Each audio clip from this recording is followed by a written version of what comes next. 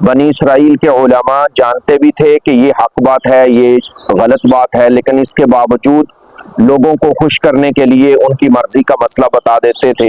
الحمدللہ اس امت کے اندر ایسے علماء ہیں، وہ مسئلہ صحیح بتائیں گے، چاہے لوگ خوش ہوں یا ناراض ہوں، چاہے حکومت خوش ہو یا ناراض ہو، لیکن مسئلہ قرآن و سنت کے مطابق ہی بتائیں گے۔ فرمایا کہ حق بات کو نہ چھپاؤ، حق بات تم جانتے ہو اور اللہ نے واضح کر دی ہے کہ یہ حق ہے اور یہ باطل ہے۔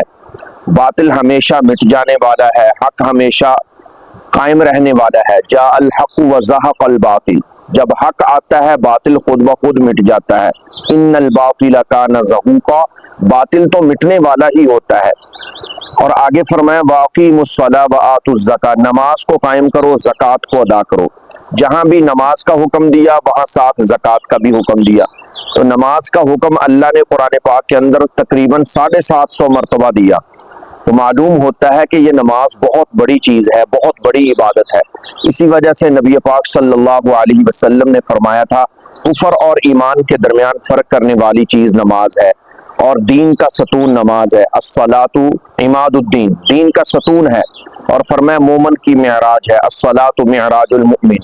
حدیث پاک میں آتا ہے جب بندہ نماز ادا کرتا ہے اللہ تعالیٰ نمازی کو 3 کرامتیں عطا فرماتے ہیں۔ پہلی کرامت یہ عطا فرماتے ہیں کہ اس کے سر سے لے کر آسمان تک رحمت الہی کی گٹا چھا جاتی ہے اور نیکیاں بارش کی طرح برستی ہیں۔ دوسری کرامت اللہ یہ عطا فرماتے ہیں کہ اس کے پاؤں سے لے کر آسمان تک چاروں طرف فرشتے جمع ہو جاتے ہیں اور اس کے لیے بخشش کی دعا کرتے ہیں۔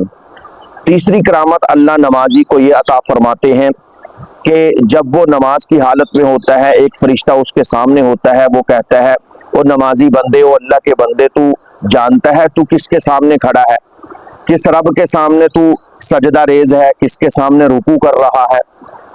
اگر تو جان لے کہ تو کس کے سامنے کھڑا ہے تو قیامت تک اس نماز کا سلام نہ پھیرے۔ اتنا لذت والی چیز، اتنا انسان کی زندگی کے اندر سکون لانے والی چیز ہے، فرمایا وہ نماز ہے۔